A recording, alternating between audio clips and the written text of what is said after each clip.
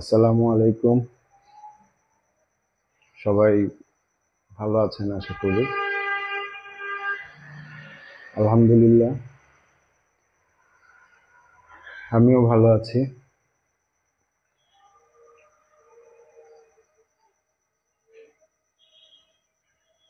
আর ভালো আছি, আল্লাহর শুকরিয়া, শারীরিকভাবে সুস্থ আছি। আমি জানি না কোনো মা তার সন্তানকে নিয়ে তার বাবাকে কেন্দ্র করে এই ধরনের বাজে কথা বলতে পারে কিনা, আমি সেটা জানি না। তো আমি তো আসলে মানে লাইভে আসছি আইসা, আমি কাউকে আঘাত করে তো কোনো কথা বলি নাই। আমি যত কথাই বলছি, আমার কথা শেষে আমি সবার কাছে সরি বলছি যে আমি আসলে কাউকে কোনো ধরনের আঘাত করে কথা বলতে চাই নাই, কথা বলি নাই। আর হচ্ছে যে আমার সানবিটাকে নিয়ে যে ধরনের মানে একটা কথা বললো, আসলে এত আমার বয়সে আমি কোনোদিন এই ধরনের বাজে কথা আমি শুনি নাই, চিন্তাও করতে পারি নাই যে তনি এত ন্যারো মাইন্ডেড হয়ে গেছে যে সে এই ধরনের বাজে মন্তব্য করতে পারে। কারে নিয়ে করলো? আমি যেমন সানবীর বাবা, সেও তো সানবীর মা। আমি কোনো মাই তার সন্তানকে কোনো এই ধরনের কোনো বাজে মন্তব্য করাই দিতে পারে না। আমার একটাই দোষ, Bangladesh Muslim country. Bangladesh Muslim country, আর মুসলমান হিসেবে আমি একজন মুসলমান হিসেবে আমি পৃথিবীতে আল্লাহর সবচেয়ে নিকৃষ্ট গোলাম হইলাম আমি। আর সেই নিকৃষ্ট মানুষটাই আমি আজকে নিকৃষ্ট বাবা হয়ে গেলাম। আমি আমার সন্তানকে চাইছি পর্দার মধ্যে রাখতে, আমি তারেও চাইতাম পর্দার মধ্যে রাখতে, এবং সে করলো কি, আমার মেয়েটারে নিয়ে আমার সাথে একটা বাজে কথা জড়ায় দিল। আমার মেয়েটার তো একটা সমাজ আছে, তার সে একটা স্কুলে পড়ে, তনির কথা অনুযায়ী আপনারা যান, তনি এই কি করছে, বলল যে বাংলাদেশের টপ 5 ইংলিশ মিডিয়াম স্কুলের মধ্যে সে পড়াশোনা করতেছে। ওইখানে খুব ভালো ভালো ফ্যামিলির ছেলে মেয়েরা নিশ্চয়ই, কারণ আমার পক্ষে তো আর এই এত ভালো এত বড় স্কুলে ইংলিশ পড়ানো আমার পক্ষে সম্ভব না। আমার যেটা সম্ভব সেটা আমার বাচ্চাদেরকে আমি পড়াচ্ছি। হ্যাঁ, সানভিকেও আমি এখানে কিশোরগঞ্জের অ্যাঞ্জেল কিন্ডারগার্টেন একটা স্কুল আছে, আমি ওইখানে ওরা ভর্তি করছিলাম। তো আমি আমার সামর্থ্য অনুযায়ী পড়বো, একটা সমাজ তো আছে, আরো 10টা গার্ডিয়ানের বাচ্চারা ওইখানে পড়ে, তারা কি বলবে? তারা তো প্রশ্ন করবে। আমি আপনাদের কাছে হাত জোর করে আবার সানবিটারে এই ধরনের কোনো বাজে কোশ্চেন করেন না। কারণ মানুষ তো আসলে কারে কি বলতেছে, এই ধরনের কথা যে একজন যদি যায় প্রশ্ন করে যে সানবি তোমার বাবা কি তোমাকে ব্যাড টাচ করে, আমার মেয়েটা কি পরিমাণ মেন্টাল একটা ট্রমাটাইজ হয়ে যাবে আপনি চিন্তা করতে পারেন। সে তো এমনিতেই একটা ইয়ার মধ্যে আছে যে যে আমার মা তারে বাধ্য করা হইতেছে 2 দিন পর পর এক একজনের বাবা ডাকার জন্য, তারে বাধ্য করা হইতেছে। আমার টাকা নাই, এটাই হচ্ছে আমার মূল প্রবলেম। আমি চাইছি আমার মেয়ে পর্দায় থাকুক, এটা আমার প্রবলেম। আমি চাইছি টনি যখন আমার ওয়াইফ ছিল, টনিকে পর্দার মধ্যে রাখতে, এটা ছিল আমার প্রবলেম। সে অনেক কথা বলছে, মানুষ আমার ফ্রেন্ডরা যারা আমার শুভাকাঙ্ক্ষী, যারা আমার এই অন্তত আমার ভালো চায়, আপনারা কিশোরগঞ্জে, আমার বাপ দাদা 14 গোষ্ঠীর জন্ম কিশোরগঞ্জ, আমার বাসা হচ্ছে গাইটাল বাস স্ট্যান্ডের সাথে, মেইন প্রপারে আমার বাসা। আপনারা কিশোরগঞ্জে আইসা যে কাউরে জিজ্ঞেস করতে পারেন যে শোয়েব কোনোদিন কারোর সাথে বেয়াদবি করছে কিনা, অথবা শোয়েবের নামে কোথাও একটা জিডি হয়েছে কিনা, অথবা শোয়েবের নামে কোথাও একটা সালিশ বসছে কিনা, কোনো একটা বিচার গেছে কিনা আপনি জিজ্ঞেস করতে পারেন। 18 বছর ঢাকায় ছিলাম, কোনোদিন কেউ আমার বাবাকে কমপ্লেন করতে পারে নাই। কোনোদিন আমার কোনো রিলেটিভ, আমার ঢাকায় অসংখ্য রিলেটিভ আছে, খুব ভালো ভালো জায়গায় আছে, তাদেরকেও কোনোদিন আমার কাছে আগায় আমার কোনো প্রবলেম হয়ে আমি ক্রিয়েট করে ফেলছি এর জন্য আগায় যাইতে হয় নাই। হ্যাঁ, আমি মূর্খ, আমি তনিরে শিক্ষিত বানাইছি, আমি ওরে পড়াশোনা করাইছি। আপনারা জানেন কিনা জানি না, আপনারা জানার কথাও না, আমি বলি নাই। অনেকেই আমার পরিবারকে নিয়ে অনেক কথা বলছেন, কারণ সে একতরফা ভাবে বলে গেছে। তারা সবাই বলছে যে তুমি কার বিরুদ্ধে যে তুমি বলবা, সে তো তোমার সন্তানের মা, হোক সে আরেকজনের সংসার করতেছে, হোক সে অন্য কারো ঘর করতেছে, হোক সে যেখানেই থাকুক, কিন্তু বেলা শেষে কিন্তু তনি হচ্ছে সানভীর মা। তো তুমি একটা কথা বললে এটা সানভীর মার কাছেও, মার উপরেও তো চলে আসে। আচ্ছা ঠিক আছে, আমি কখনোই বলি নাই। আমার সানভিটা যখন আসতো, আমি ওর বাসার নিচ থেকে যায় নিয়ে আসতাম, এটা কিছুদিন ধরে হচ্ছে। এর আগে হিয়া কুলিয়ারচর পর্যন্ত নিয়ে আসতো, আমি ওখান থেকে যায়, কুলিয়ারচর থেকে যায় আমি সানভিরে পিক করে নিয়ে আসতাম। একটু অতীতে যাই, সবটাই তো অতীত বলতেছি।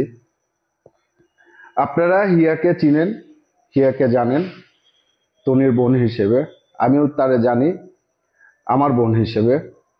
তো আমি যখন ঢাকায় ছিলাম,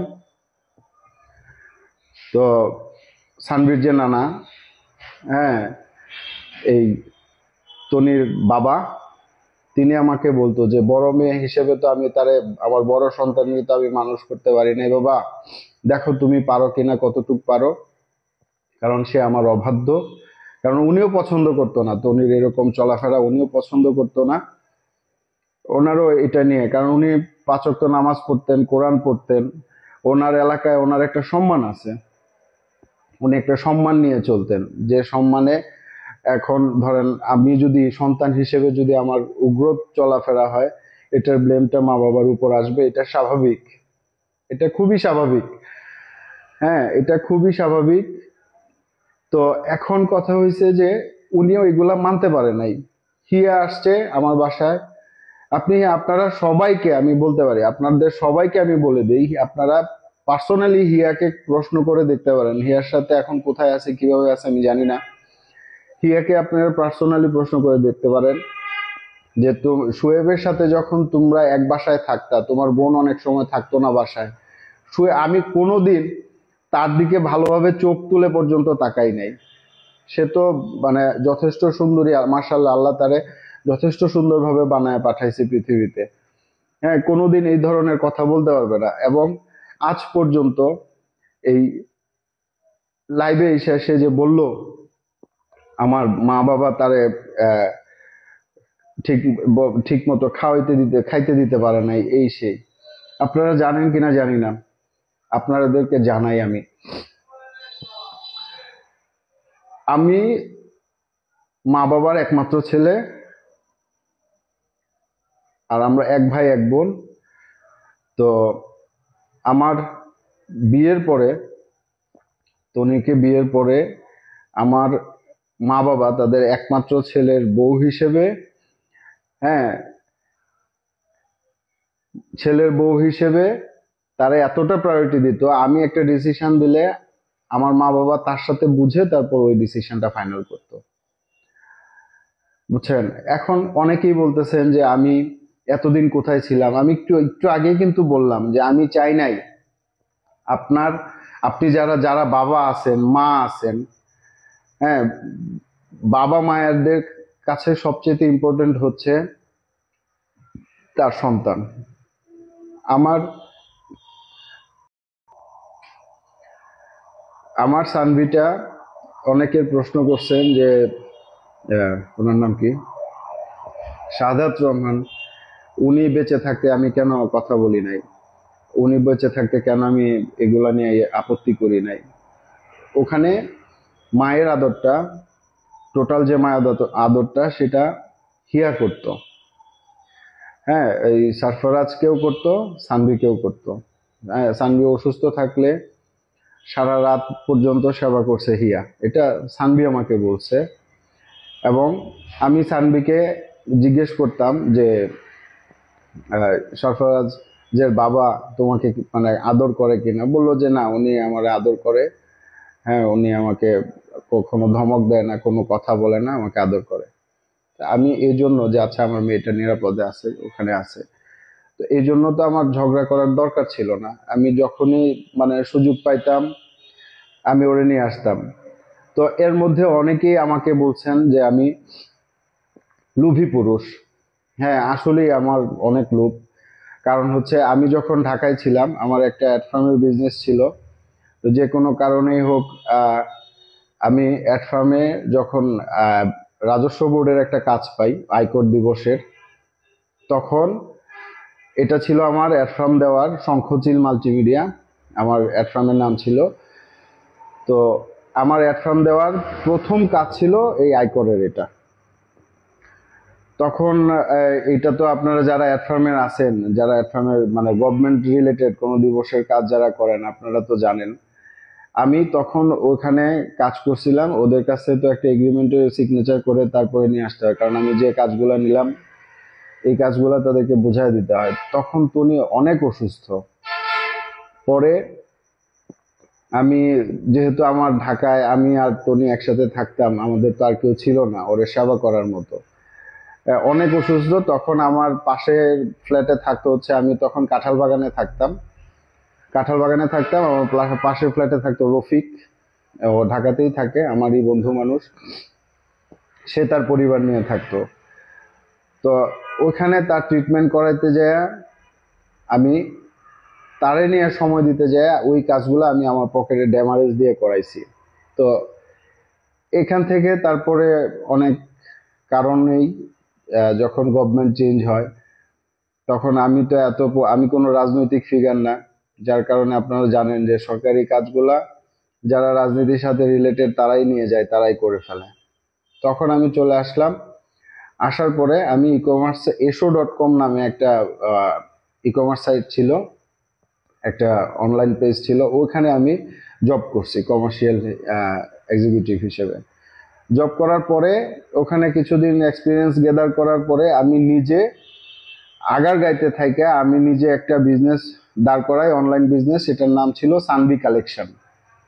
আমি আবার বলি আপনাকে, সেটার নাম ছিল সানভি কালেকশন। তখন আমি প্রোডাক্ট আনতাম bdbitan.com, শ্যামলিতে। এটার মালিক ছিল ইভান। ওনার কাছ থেকে আপনার jewellery item, ornaments, gift, gadget এইগুলো আনতাম ওনাদের কাছ থেকে। এবং ওয়াসিম ফারুক নিউ মার্কেটে, উনি ইন্ডিয়া থেকে শাড়ি কাপড় ইম্পোর্ট করে, ওনার কাছ থেকে আমি শাড়ি কাপড়গুলো আনতাম। এবং অনেক যখন আমি eso.com আমি অনেক ভেন্ডরদের সাথে আমার রিলেশন ছিল, তো তারা আমাদের বিভিন্নভাবে অনেক ধরনের আইটেম দিয়ে আমাকে হেল্প করতো। তো তারপরে ওখান থেকে ওই বিজনেসটা আমি মানে, এটা তো এত বিশাল একটা মানে সেক্টর, যেখানে অনেক হিউজ একটা ইনভেস্ট লাগে, আমার ওই এবিলিটি ছিল না। তারপরে আমি উত্তরাতে যাই। ওইখানে আমার কিশোরগঞ্জের একজন ফ্রেন্ড, বর্তমান যে বাংলাদেশ ফুটবল টিমের যে ক্যাপ্টেন আছে জামাল ভুঁইয়া, তার খালাতো ভাই তুষার, অনেকে আলামিন নামে চিনে। ওই 13 জামাল ভুঁইয়ার বিল্ডিং এ আমি, আমার বন্ধু, আমার একজন কাজিন, আমরা তিনজন মিলে ই কমার্সের বিজনেস শুরু করি, vandbd.com। তো ওইখানে আমরা মাত্র শুরু করছি। হ্যাঁ, সানভির কিছু ছবি দেখবেন আমি দিয়েছি, ওইখানেই ওঠানো ছিল। হ্যাঁ, ছোট্টবেলা, তখন মেবি সানভির 3 বছর কি 4 বছর বয়স, 3 বছর বয়স, মেবি 3 3.5 এরকম। তো তখন আমরা ওইখানে থাকতাম, হিয়াও থাকতো আমাদের সাথে। তো এর মধ্যে মানে খুব টানাপোড়েনের মধ্যেই আমি চলতেছিলাম, নতুন একটা বিজনেস আস্তে আস্তে দাঁড় করাইতেছি। তো তখন আমাদের অনেক মানে কষ্ট হচ্ছিল চলতে, বাসা ভাড়া, ঢাকায় থাকলে হ্যাঁ কিভাবে মানে চলতে হয় আপনারা তো জানেন, একটা বাচ্চার খরচ, সংসারের খরচ, অনেক খরচ আছে।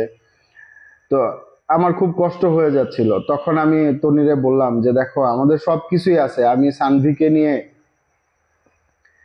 কেন এখানে মেয়েটারে কষ্ট দিচ্ছি, তুমি বাড়ি চলে যাও। তার একটাই উত্তর ছিল যে আমি ঢাকায় আসছি বাড়ি ফিরে যাওয়ার জন্য না, আমি ঢাকায় আসছি বাড়ি ফিরে যাওয়ার জন্য না। আমি বলছি, তুমি যাবা না কেন, মেয়েটারে কেন কষ্ট দিবে, আমি একটু দাঁড়াই, আমার বিজনেস প্রতিষ্ঠানটা একটু দাঁড়াক, তারপরে আমার ইনকামটা বাড়ুক, তারপর তুমি আসো।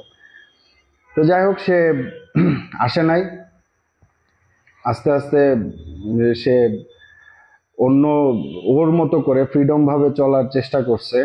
তা আমি সানভীর নানার সাথে কথা বলছি, উনিও বোঝানোর চেষ্টা করছে, এবং আমার ওই বিজনেসের টাকা আমার মা দিছে, আমার মা দিছে, জুয়েলারি বিক্রি করে আমার মা দিছে। এবং তার সাথে একটা মানে এই এই এই সমস্ত বিষয় নিয়ে মানে কি বলবো, আমি তো সবকিছুর পরে সে তো আহ, কটু কথা বলতে তার তো বাজলো না। হ্যাঁ, কটু কথা বলতে তো তার বাজলো না।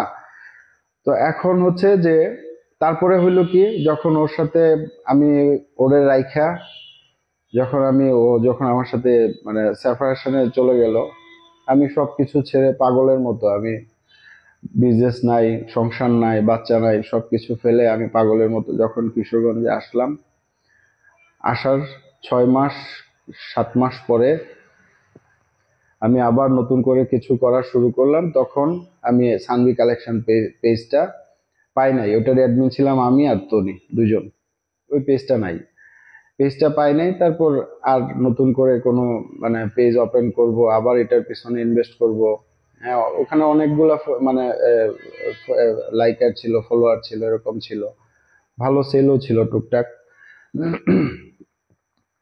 তারপর সে শুরু করলো সানবিজ নিউ, সানবিজ নিউ থেকে সে সানবিজ বাই তনিতে আসছে। তা আমি এগুলা নিয়ে কারোর সাথে কখনোই কোনো কমপ্লেন করি নাই, কখনো কারো কাছে যাইও নাই, কোনো ধরনের কথাও বলি নাই। তো সে আমার পরিবারের নামে, আমার নামে অনেক ব্লেম দিছে। আমি কিন্তু শুধুমাত্র যে সানভি আমার কাছে আসতেছে যাচ্ছে, এবং সানভি যে আমার কাছে আইসা কিভাবে ছিল, তার দাদা দাদির কাছে কতটা আদরে ছিল, সেটা কিন্তু তনি আপনাদের সামনে স্বীকার করছে। ইভেন সানভি যখন আমার কাছে আসতো যাইতো, তখন কিন্তু আপনারা কেউ বলতেও পারবেন না যে, কিশোরগঞ্জের কেউ বলতে পারবে না যে সানভিকে নিয়ে আমি ওপেন ঘুরে বেড়াইছি, কোথাও পোস্ট দিছি যে দেখো আমি সানভির বাবা, এরকম কখনোই বলি নাই। তো রোজায় আমি যখন খুব প্রেশার দিচ্ছিলাম, সানভিকেও আমি বলতেছিলাম যে বাবা দেখো, মুসলমানদের এরকম এরকম শর্ট কাপড় পরে, তুমি তো এখন ছোট, তুমি একটা সময় বড় হবা, এগুলা আমাদের ইসলাম ধর্মে নিষেধ করা আছে। তো ছোট মানুষ আমার এখানে থাকলে যেভাবে বুঝে, ঢাকায় গেলে ওর মা যেভাবে বোঝায়, একটা শিশু হচ্ছে কাদা মাটির মতো, আপনি যেভাবে তাকে গড়ে তুলবেন সে ঠিক ওইভাবেই গড়ে উঠবে। তো এখন অনেক কথাই হয়তোবা আমি এর মধ্যে ঢাকায় যাই, আমি আমার সানভির সাথে দেখা করতে, গত রোজা ঈদের পরে যখন আমি ওরে যায় দিয়ে আসছি, সে অনেক কান্নাকাটি করছে। এবং যেহেতু আমি সানভীর আইন বলে যে ওর মা যদি রাখতে চায় ওর মার কাছে থাকবে, তো সারফরাজের বাবা যতদিন ছিল আমার তো প্রবলেম ছিল না, আমার মেয়েটা ওখানে সেফ ছিল। তো এখন শুনতেছি যে সে পাঠায় দিবে কোথায়, আমার মেয়েকে জানুয়ারি মাসে লন্ডনে পাঠায় দিবে, এবং এমন একটা মানুষের কাছে পাঠায় দিবে আপনাদের মাধ্যমে, এই অনলাইনের মাধ্যমেই কিন্তু আমি জানতে পারছি যে উনি একজন ক্রিমিনাল। তো পৃথিবীর কোনো বাবা, আপনারা যারা বলতেছেন মেয়ে লন্ডনে যাক, তুই তো একটা অশিক্ষিত গেয় মূর্খ ভূত, তুই কিভাবে বুঝবি লন্ডনের পড়াশোনার কত মূল্যায়ন, এই সে, আমি আমি মূর্খ, মেনে নিছি আমি মূর্খ, এতে তো কারো সমস্যা নাই, আমি তো কারো কাছে যায় বলেও নাই। হ্যাঁ, আমি তো কারো কাছে যায় বলেও নাই।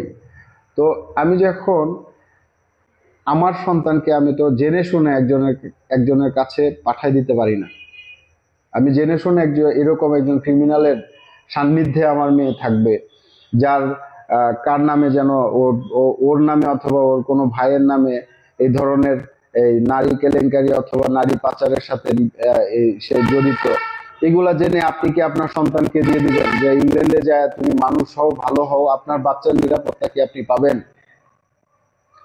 আমি আমার সন্তানকে ভিক্ষা করে খাওয়াবো, কিন্তু আমি তো আমার সন্তানের জীবনটাকে রিস্কে ফালায় দিব না। আমার আমি তো গতকালকের লাইভটা এবং আজকে সানবিকে নিয়ে আমি এই ধরনের লাইভ করছি। আপনারা যারা বলছেন যে সানবিরে ইউজ করে আমি কি করছি, যে ওই আমার প্লট বিজনেস, ফ্ল্যাট বিজনেস, এগুলার কথা আমি বলছি। আমি এটা হচ্ছে আমার চাচার প্রতিষ্ঠান আলমগীর হোসেন সিটি, ওখানে আমি চাকরি করি। এর আগে অসংখ্য লাইভ আমার আছে এগুলা নিয়ে, হ্যাঁ অসংখ্য লাইভ আমি করছি। তা আমি এই কথাগুলো, আমি রাজনীতি নিয়ে কথা বলছি, দেশ নিয়ে কথা বলছি, আমি দেশের শান্তি নিয়ে কথা বলছি, সবকিছু নিয়ে আমি কথা বলছি। কারণ একজন সচেতন নাগরিক হিসেবে আমার এই কথাগুলো বলা উচিত, আমি এই জন্য বলছি। আর এখন কেন আসছি, এতদিন তো আমার সানবি আমার কাছে আসছে, আমার সানবি আমার সাথে কথা বলছে, আমার সানবি আমার বাসার সবার সাথে কথা বলছে, যখন ইচ্ছা তখনই কথা বলছে।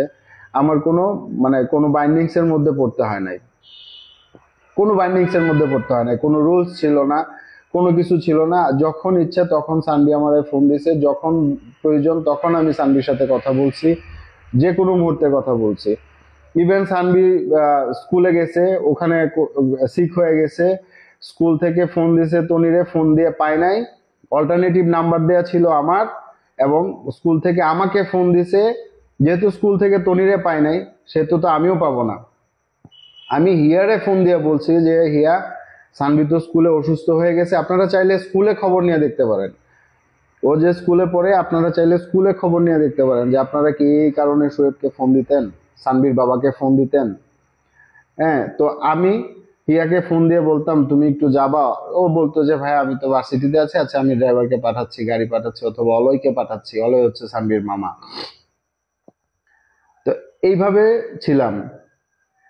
তো এখন কথা হচ্ছে যে আমি কিন্তু ভাইরাল হতে চাই নাই, আমি ভাইরাল হতে আসিও নাই। আমার এই কিছু কয়েকজন কন্টেন্ট ক্রিয়েটর, ইউটিউবার, তারাই কিন্তু খুঁজে খুঁজে আমার ছবি বের করছে, আপনাদের সামনে আমার ছবি নিয়ে আসছে যে সানবির বাবাকে আমরা খুঁজে পাইছি। আমি তো কাউকে যায় গলায় ঢুল নিয়ে বলি নাই। এবং আমার কি উপকার হয়েছে জানেন ওদের জন্য? ওদের জন্য আমার এতটুকু উপকার হয়েছে যে আমার সানবি, আমার দেখেন আমি তো আসলে সানবির কি বলবো, একটা নর্মাল মানুষের ফেসবুক যারা ইউজ করে, একটা নর্মাল মানুষের 5,000 ফ্রেন্ড থাকা এটা কিন্তু স্বাভাবিক।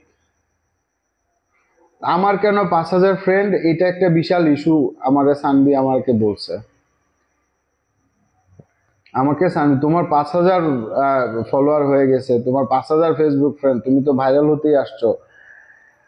তো এই যে এই কথাগুলো কিন্তু এত বছর আমার সানবি আমাকে বলে নাই, এই কথাগুলো এত বছর আমার সানবির কাছ থেকে আমার শুনতে হয় নাই। আমি পাগলের মতো আমি ছুটে গেছি, যাই হোক আমি পাগলের মতো ছুটে গেছি আমি আমার মেয়েটার সাথে দেখা করার জন্য। তো আর নিচে আসবো, তুমি আমার সাথে দেখা করবা। সাবি এরকম একটা জিদ করতেছিল, আমি বলছি কেন দেখা করবা না? কই না এমনিতেই বাবা, আমি দেখা করব না। তারপর আমি ভাবলাম আচ্ছা যাই, বাসার নিচে যায় দাঁড়াইলে সে তো অন্তত এইটুকু তার মনটার মধ্যে ইয়া হবে, অথবা তার মা তো পাঠাবে, তার মা তো অন্তত বলবে যে তোমার বাবা কিশোরগঞ্জ থেকে আসছে তোমার সাথে দেখা করতে, তুমি দেখা করতে চাও। তো এই বিশ্বাসটা নিয়ে সানবি আমার সাথে দেখা করতে না চাওয়া সত্ত্বেও আমি যাই, যাই বাসার নিচে যায় দাঁড়াই। তো ওখানে ইন্টারকমে আমি যখন আমি প্রথমে সানবিকে ফোন দেই, সানবি ফোন পিক করে না। কিছুক্ষণ পর যখন আমি ওর মারে ফোন দেই, অনেকগুলা ফোন দিছি, অনেকগুলা ফোন দিছি, তারপরে অনেকগুলা ফোন দেওয়ার পরে আপনার ওই সানভি টনির নাম্বারে ফোন দিছি, টনির নাম্বারে ফোন দেওয়ার পরে সানভি ফোনটা রিসিভ করছে। রিসিভ করার পরে বলল যে, আমি বললাম যে বাবা আমি তো তোমার বাসার নিচে দাঁড়ায় আছি তোমার সাথে দেখা করতে, তো বাবা তুমি একটু নিচে আসো। তো আমার সাথে ছিল হচ্ছে সৈয়দ এহসানুল হক আদিল, আমার ফ্রেন্ড, ও ঢাকায় থাকে, উত্তরাতে থাকে। আর ইয়ে করে। মিথুন, তুই যদি লাইভটা দেখিস একটু, ওই যে ফজলু ভাই আছে না আমাদের, ফজলু ভাই আমার বারবার মানে কল দিতেছে, একটু বলে দিবি যে উনি আমার জন্য ফোন না দেয়।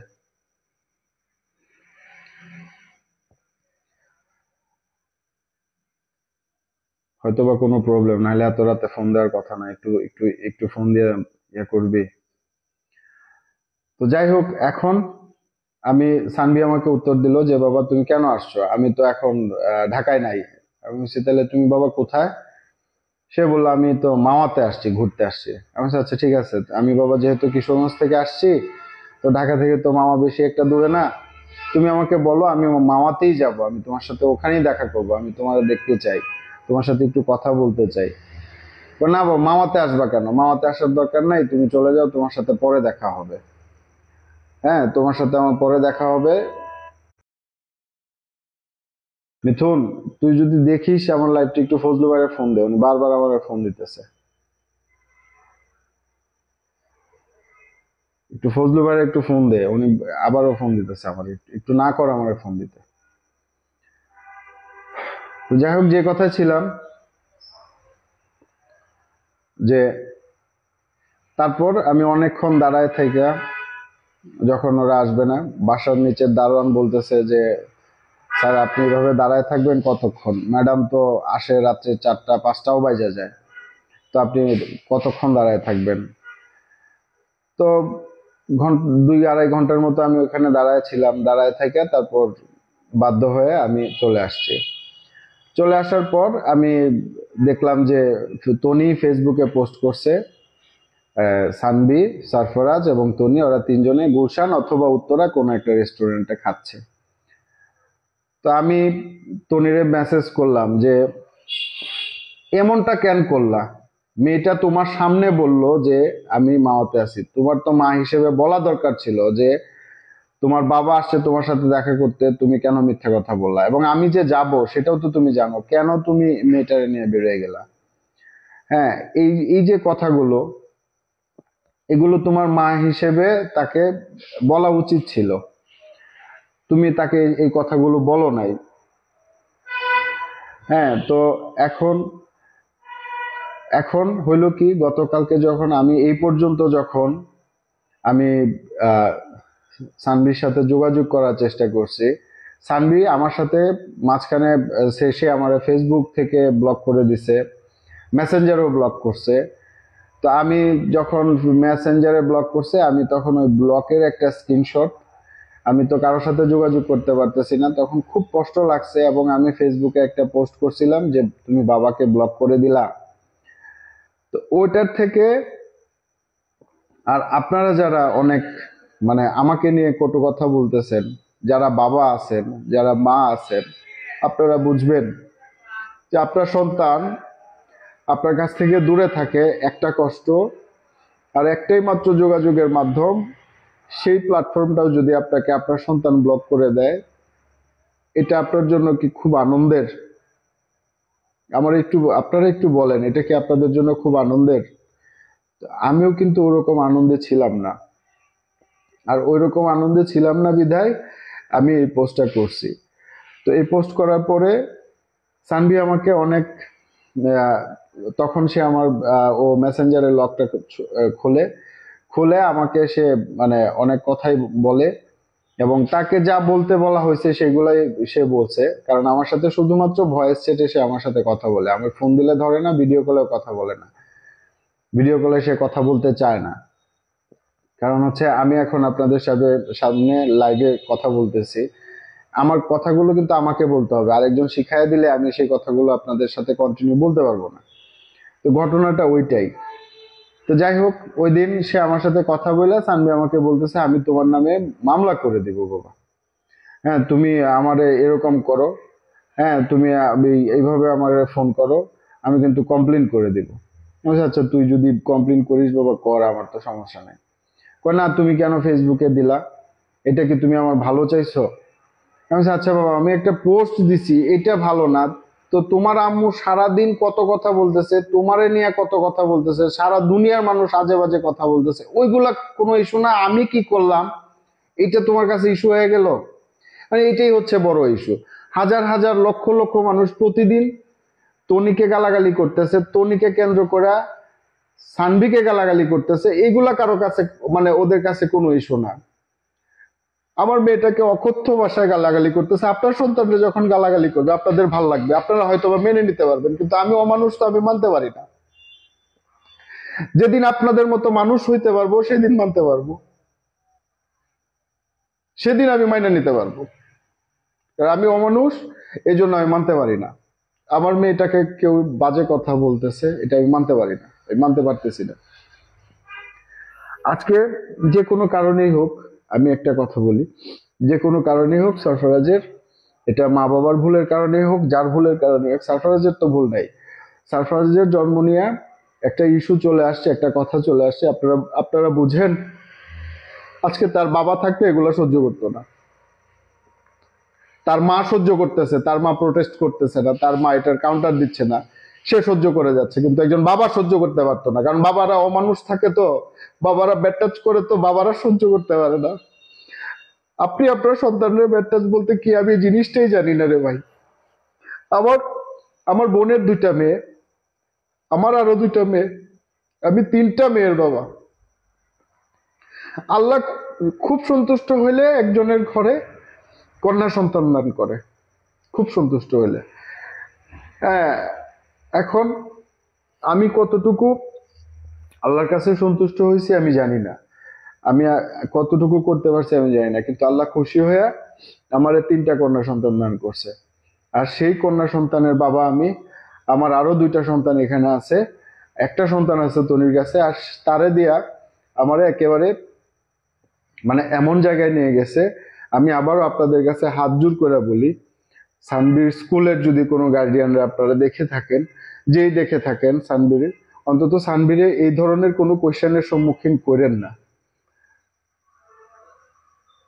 এই ধরনের কোয়েশ্চেনের সম্মুখীন করেন না আমার মেয়েটারে। সারফরাজও করেন না, সারফরাজও তো স্কুলে পড়ে, ওরেও এই ধরনের প্রশ্ন করেন না। সারফরাজ তোমার বাবাকে ওরেও করেন না।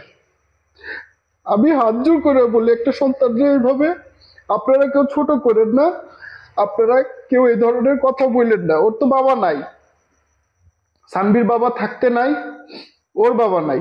আপনি বুঝেন, আমি যদি আপনারে বলি যে সকালে একজনের বাবা ডাকবা, তারপরের দিন আরেকজনের ডাকবা, 1 মাস পরে আরেকজনের ডাকবা, আমার পক্ষে বাপ ডাকা সম্ভব না, কারণ আমি অমানুষ। আপনারা যারা মানুষ ঘন্টায় ঘন্টায় বাপ ডাকতে পারবেন, মাসে মাসে ডাকতে পারবেন, বছরে বছরে ডাকতে পারবেন, কিন্তু আমি অমানুষ, আমার মতো অমানুষ যারা আছে তারা পারবে না। মানুষরা পারবে, এটা আমি কনফার্ম। মানুষরা পারবে, অমানুষরা পারবে না। মানুষরা পারবে, অমানুষরা, হ্যাঁ অমানুষরা পারবে না। আমার মতো অমানুষ, গেয়, ভূত, অশিক্ষিত, মূর্খ যারা আছি, আমি বলবো আমার মতো মূর্খ আরো কিছু মানুষ আল্লাহ দুনিয়াতে পাঠাক, আল্লাহ দুনিয়াতে থাকুক, এটা আমি বলবো, আমি এটা বলবো। হ্যাঁ, তো আপনারা বুঝেন, আমি এত বছর আমি কাউরে নিয়ে কোনো কথা বলি নাই। তনি কান্না কইরা কইরা মানুষ আপনাদের সিম্পিতি আদায় করছে। আমি নিজে হাতে ধরে ধরে ইসলামপুরে যায় তনিরে কাপড় কেনা শিখাইছি, আমি নিজে।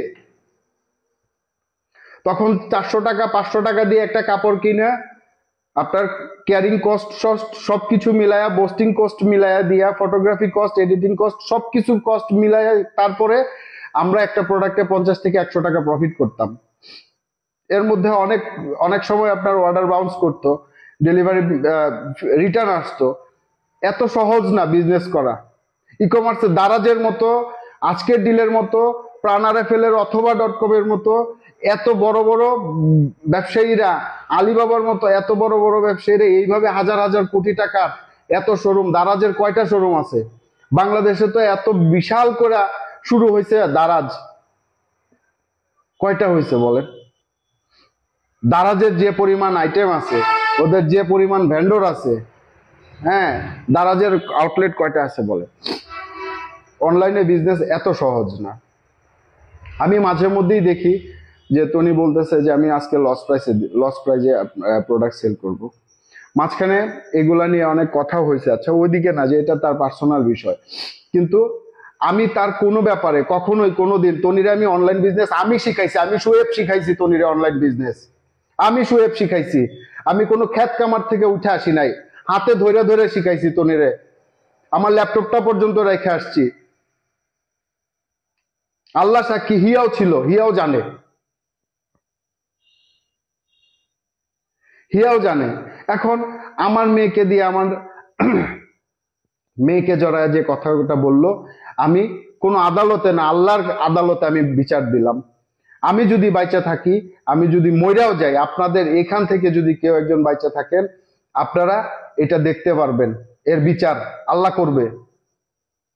কারণ মা বাবারে কষ্ট দিয়া কোনো সন্তান ভালো থাকতে পারে না, সুখে থাকতে পারে না, সুখে থাকা সম্ভব না, সুখে থাকা সম্ভব না। তো উনি বারবার আমারে বলতো যে তোমার যতটুকু সম্পদ আছে তুমি তোমার মা বাবার কাছ থেকে বুঝে নাও। আমি বলতাম যে আমি বাইচা থাকা অবস্থায় আমার বাবা মার কাছে চাইয়া এগুলা চাওয়া সম্ভব না। আমার মা বলতো, বাবা কি কারণে এগুলার জন্য তুই অশান্তি করবি, তুই আলাদা হয়ে যা, তুই যা, তোর কিছু আছে।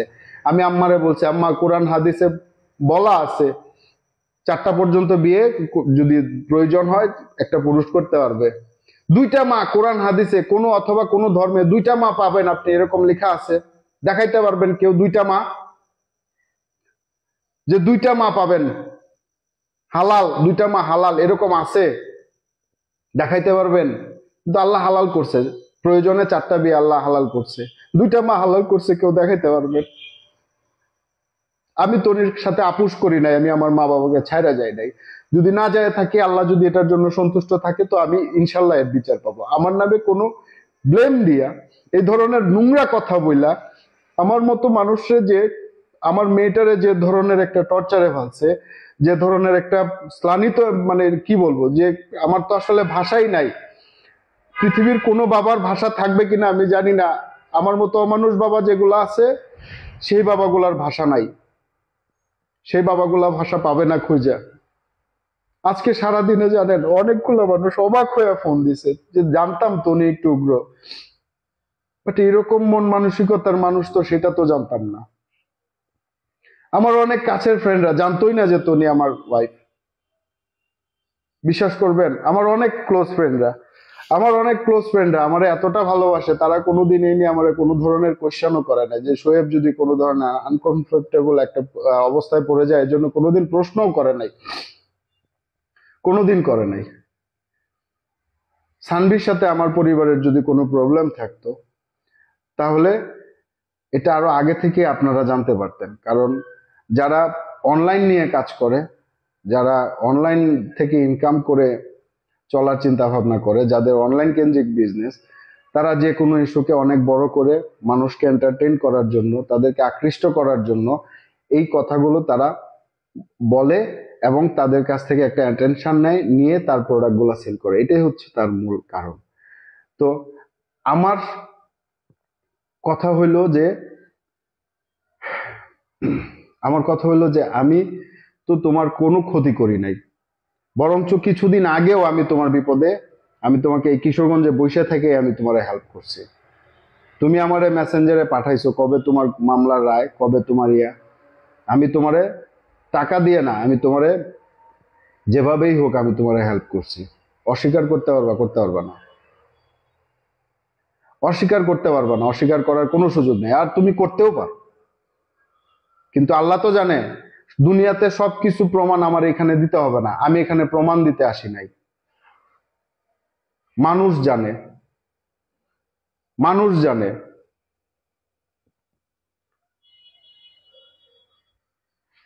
আমি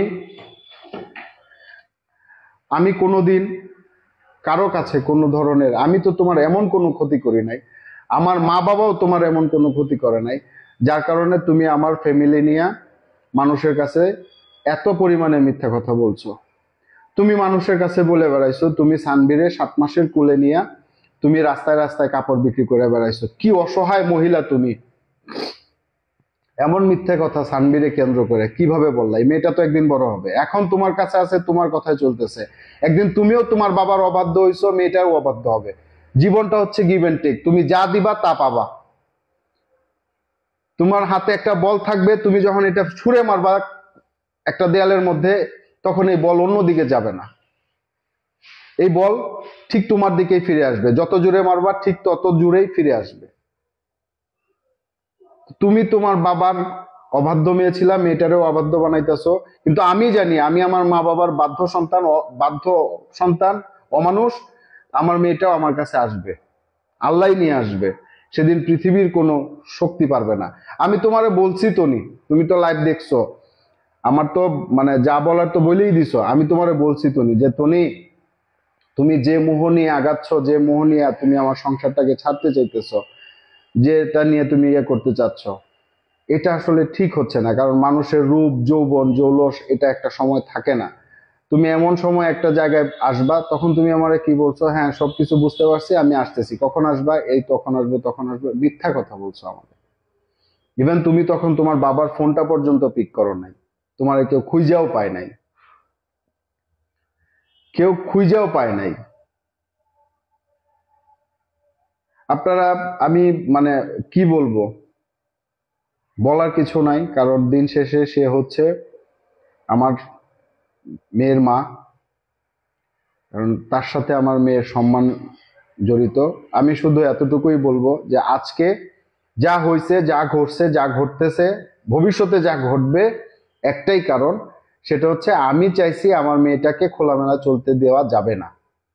আমি আবার বলতেছি, আমি চাইছি এবং আমার পরিবার চাইছে যে আমি আমার মেয়েকে তোমার মতো করে এভাবে উলঙ্গ হয়ে এই টিকটক ভিডিও এগুলা এই অনলাইনে এগুলা করা যাবে না। তোমাকে শালীনতার মধ্যে চলতে হবে, তোমাকে ভালোভাবে চলতে হবে। এটাই হচ্ছে আমার মূল অপরাধ, এটাই আমার একমাত্র অপরাধ। কারণ আমি এগুলা মাইনে নিতে পারি না। আমি অমানুষ, আমি মূর্খ, আমি গেয়ভূত। আমি এগুলা মানতে পারি না যে আমার মেয়েকে তার মতো করে কম্পেয়ার করে বিভিন্ন মানুষ খুব বাজেভাবে কমেন্ট করতেছে। এবং আপনারা যারা বাজেভাবে একটা সন্তানরে, একটা মেয়ের কমেন্ট করেন, আপনিও কারো না কারো সন্তান, আপনারও কোনো না কোনো সময় সন্তান হবে, অথবা কোনো না কোনো সন্তান আছে।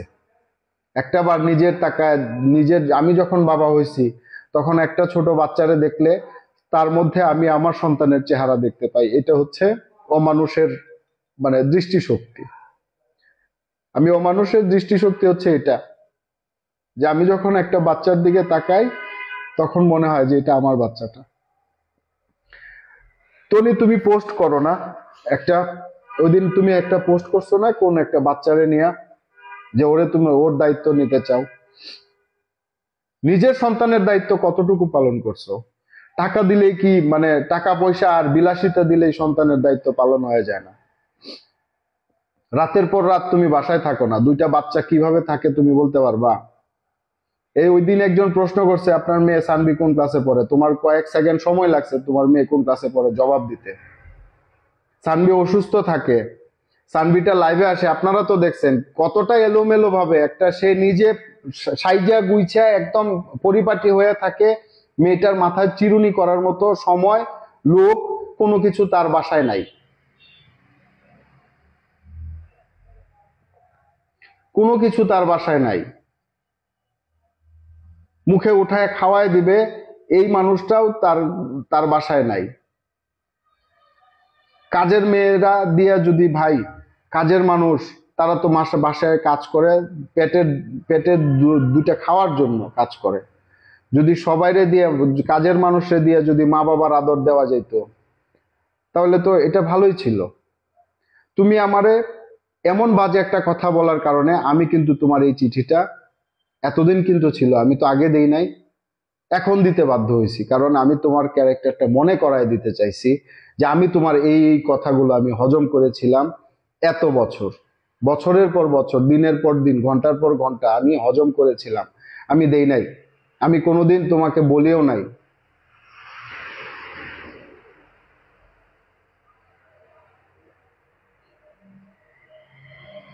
তুমি আমারে ফোন করছো যে সারফরাজের বাবা অসুস্থ, তুমি একটু মানে দোয়া করে দিও, দোয়া পড়ায় দিও। আমি ঠিক আছে, আমি বলছি হ্যাঁ দোয়া করায় দিব, না সমস্যা নাই।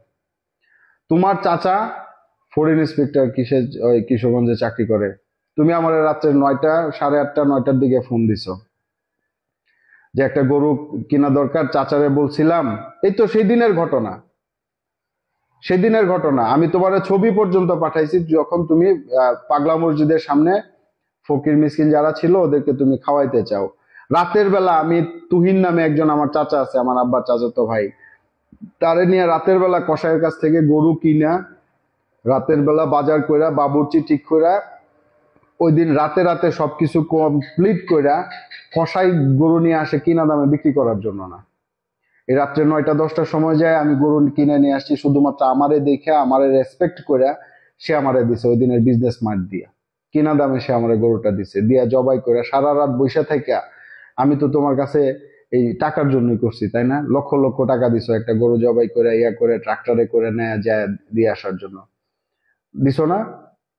হ্যাঁ, তুমি আমার অ্যাকাউন্টেও না আরেকজনের অ্যাকাউন্টে আমি তোমার, কারণ এই ধরনের অ্যাকাউন্ট আমার নাই, এই আরেকজনের অ্যাকাউন্টে গরুর টাকা বাজারের টাকা মিলায় কত টাকা জানি তুমি দিছিলা, তোমার কাছে আছে স্ক্রিনশট, তুমি দিতে পারবা, কারণ আমি টাকার লোভী তো তোমার এই কাজগুলা করে দিছি। পৃথিবীর কোনো ডিভোর্সি অমানুষ স্বামী এই কাজগুলা করবে কিনা আমি আমি জানি না, কিন্তু আমি করছি, আমি করছি। এখন অনেক কথাই বলছি, আমি কখনোই কাউরে আঘাত করে কথা বলার মানে জন্য ছিলাম না, আমি এখনো কাউকে আঘাত করতে চাই নাই, কারোর প্রতি আমার কোনো কমপ্লেন নাই, কারোর প্রতি আমার কোনো কমপ্লেন নাই। আপনারা যারা যে ধরনের এ করতেছে, এখন আমার কথা হচ্ছে আমি আপনাদের কাছে একটা প্রশ্ন করতে চাই। একজন, আপনি যদি জানেন যে একটা লোক ওই বিদেশে ইংল্যান্ডে লন্ডনে ক্রিমিনাল হয়ে আছে, তার কাছে আপনার সন্তানটাকে নিয়ে যাইতে চায়, আপনার ওয়াইফ আপনার হাজবেন্ড, আপনি কি দিবেন? একটা অনিশ্চিত ভবিষ্যতের কাছে আপনি ছেড়ে দিবেন আপনার সানভিকে? আপনারা দিবেন আপনার সন্তানকে, আমি দিব আমার সানভিকে? এবং আমি এটা না চাওয়াটা যদি আমার অপরাধ হয় তাহলে তো আমি অনেক বড় অপরাধ করে ফেলছি, অনেক বড় অপরাধী আমি। এই অপরাধ করাটা মনে হয় আমার ঠিক হয় নাই, তাই না? যে আমার সন্তান যা মন চায় তা হোক। অনেকেই বলছেন যে এইখানে যদি নিরাপদ না থাকে সৎমার কাছে কিভাবে নিরাপদ থাকবে? ও সানভিরও মা, বিয়ের পর থেকে ও এখন পর্যন্ত আমাকে সানভির আব্বু বলেই ডাকে, এবং সানভি ওইখানে আসলে তারে আম্মা বলেই ডাকে।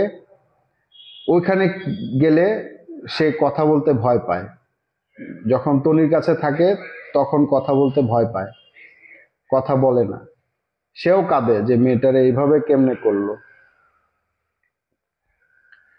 মেয়েটারে এইভাবে কি করলো।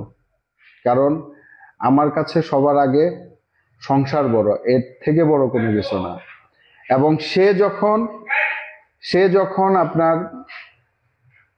আমার দুইটা মেয়েরে যেভাবে দেখে, তার গর্ভজাত আমার দুইটা মেয়েরে সিদ্রা সারওয়ানাকে যেভাবে দেখে, সানভিকে তার চাইতে বেশি দেখার চেষ্টা করে, তার চাইতে বেশি দেখে, তার চাইতে বেশি করার চেষ্টা করে, এবং সে অলওয়েজ অপেক্ষায় থাকে যে সানভি কখন আসবে, তখন সে সানভির সাথে ভালো একটা কোয়ালিটি টাইম স্পেন্ড করবে, সে অপেক্ষায় থাকে।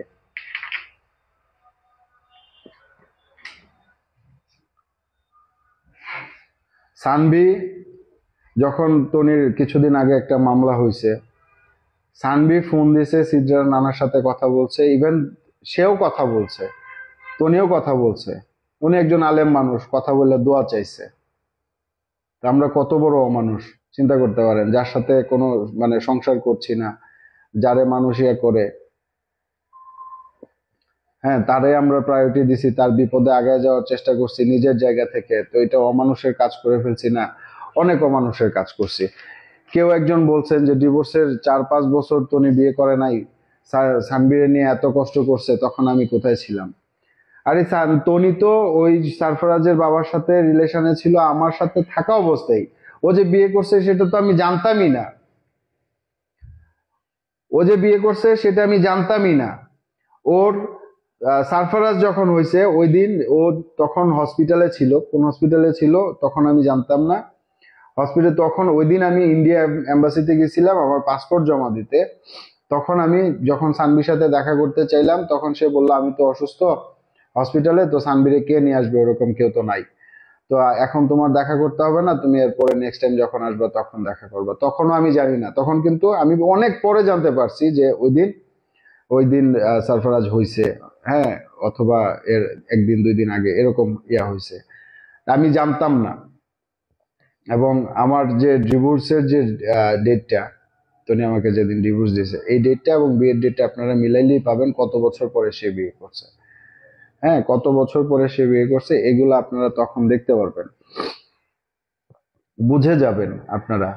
অনেকেই আমারে মানে অনেক ভাবে অনেক ধরনের মানে প্রশ্ন করছে, আমি সবসময় এগুলা ইগনোর করে গেছি, সবসময় এগুলা ইগনোর করে গেছি। আমি সবসময় এগুলা ইগনোর করার চেষ্টা করছি। আর তনিরে, আপনারা যারা বলতেছেন যে খুব বাজে ফ্যামিলি থেকে উঠে আসছে তনি, না, তনি বাজে ফ্যামিলি থেকে উঠে আসে নাই। তনির বাবা একজন ভদ্রলোক, খুবই ভদ্রলোক, এতটা ভদ্রলোক যে আমি আপনাদেরকে একটা কথা বলি, তনিদের তো ভাটি অঞ্চলে ওদের বাড়ি, তো ওইখানে তো সবাই মানে প্রত্যেকটা গ্রামের মানুষ যারা আছে ওর বাড়ির আশেপাশে, তনির বাড়ির আশেপাশে যারা আছে কৃষক, বিভিন্ন ধরনের মানুষজন যারা আশেপাশে আছে, তাদের তো লক্ষ লক্ষ টাকা না যে ব্যাংকে নিয়ে হ্যাঁ ইয়ে করে রাখবে। তারা কি করে, ওই তনির বাবার কাছে যায় টাকাগুলো গচ্ছিত রাখতো, যখন দরকার পড়তো তখন তাহলে কি কোন পর্যায়ে রেসপেক্ট করতো এবং কতটা বিশ্বস্ত জায়গায় ছিল, হ্যাঁ, এই সানবির নানা অথবা তনির বাবা। তো এরকম রেসপেক্টেবল একটা পার্সন যখন সন্তানের কারণে মানুষ কোয়েশ্চেন করবে যে কি গো তুমি এইভাবে চলো, তোমার মেয়েটার কি অবস্থা, ওই বাবাটা বেঁচে থাকতেই মরে যায়।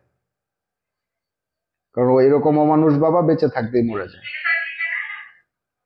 ঠিক আছে, তো ফ্যামিলিরে টানবেন না।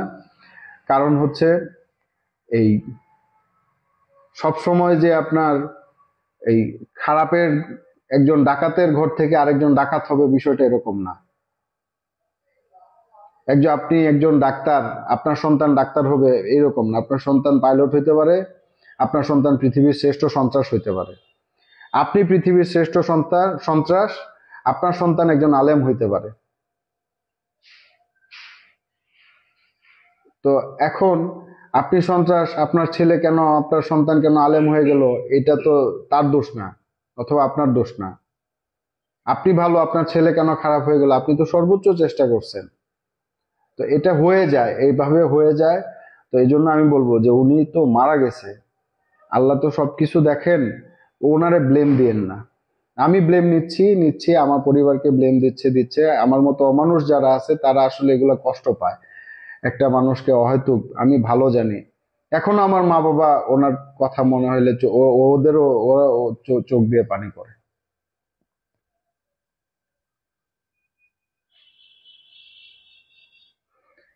অনেক কথাই বলছি, অনেক কথাই বলার ছিল, অনেক কিছুই ইয়ে করছি। তো এখন আমার একটাই প্রবলেম, যে অনেকেই বলছেন যে সানভীরে আসা বন্ধ হয়ে গেছে, এখন আমার কাছে টাকা আসা বন্ধ হয়ে গেছে। হ্যাঁ, আসলে বউ চালায়া, বউ বিক্রি করে, বউ বাজারে তুইলা যদি টাকা কামাইতে হইতো, তাহলে তো সানভীর মার সাথে আমার সেপারেশনটা হইতো না। সে যেভাবে চলতে চাইতো ওইভাবে যদি তারে আমি এই ফ্রিডমটা দিতাম, হ্যাঁ, আমি যদি এই ফ্রিডমটা তারে দিতাম, এখন যে স্টাইলে চলতেছে, এই ফ্রিডমটা যদি আমি তারে দিতাম, তাহলে তার সাথে আমার কখনোই কোনো ধরনের প্রবলেম হইতো না। এখন আমার মতো অমানুষ বাবা, অমানুষ স্বামী যারা আছে, তারা একটা আলাদা একটা অমানুষ মানে অজগৎ নিয়ে থাকে, ওই জগতের মধ্যে এইটার খুব প্রবলেম। তখন সমাজের অনেকেই কোয়েশ্চেন করে যে কি ব্যাপার, হ্যাঁ, তোর বউ অথবা ভাবি অথবা অমুক এইভাবে কেন চলে, তুমি কিছু বলো না। এখন ড্যাম কেয়ার হয়ে তো আমরা চলতে পারি না, এটা আমার পক্ষে সম্ভব না। চলাটা, এইভাবে চলা আমার পক্ষে সম্ভব না। তো আমার যদি টাকার প্রতি এতই লোভ থাকতো, তাহলে আমি তখন এই বউরে রাইখাই ওরে বিক্রি করে এই বাজারে যায় যা মন চায় তা বলুক, হ্যাঁ, বউ আমার টাকার দরকার, বউ বিক্রি করে চলি, আর যেভাবে চলতেছি তো তখন আমার বাড়ি গাড়ি সবকিছু হয়ে যেত, বউ বাজারে তৈলা। আমি ওই কাজে যাই নাই, আমি ওই কাজে যাই নাই। আমার কাছে অনেকের কাছে কথাগুলো খারাপ লাগবে, অনেকেই ভাববেন যে আমি খুব হতাশ হয়ে গেছি। না, আল্লাহর দুনিয়ায় আমি হতাশ না, আল্লাহর দুনিয়ায় আমি হতাশ না। আল্লাহ হতাশাগ্রস্ত মানুষদেরকে অপছন্দ করেন। আল্লাহর দুনিয়ায় হতাশ হইতে নাই, আল্লাহর কাছে অনেক কিছু আছে দেওয়ার। হ্যাঁ, আল্লাহ সুবিচার করেন, আল্লাহ আমাকে বিচার দিবেন এবং সুবিচারটাই আমি পাবো। সেটা যদি আমি বাইচা থাকি আপনারা দেখতে পারবেন, যদি মরে যাই এদের মধ্যে যারা আপনারা বেঁচে থাকবেন তারাও দেখতে পারবেন। তবে আমি এর আগেও আপনাদেরকে রিকোয়েস্ট করছি, আবারও রিকোয়েস্ট করতেছি, কাইন্ডলি আমার সানভি সহ সারফরাজকে আপনারা কোনো ধরনের আজে বাজে কথা, আজে বাজে ইঙ্গিত, কোনো বাজে কথা কাইন্ডলি বললেন না। ওরা এগুলা নিতে পারবে না, বাচ্চা মানুষ। একটু চারপাশে তাকায় দেখেন, হিয়ারে সারফরাজ মা ডাকতো, হ্যাঁ, তো মা ডাকতো, সেটাও এখন আপনাদের মাধ্যমেই জানতে পারলাম যে তার সাথে তার যোগাযোগ নাই। তাইলে এই ছেলেটা আর কারে মা ডাকবে? মা ডাকার মতো ভাগ্যটাও এই ছেলেটার নাই। বুঝতে পারেন, এই ছেলেটা আবেগ বোঝানোর মতো বয়স কি তার আছে?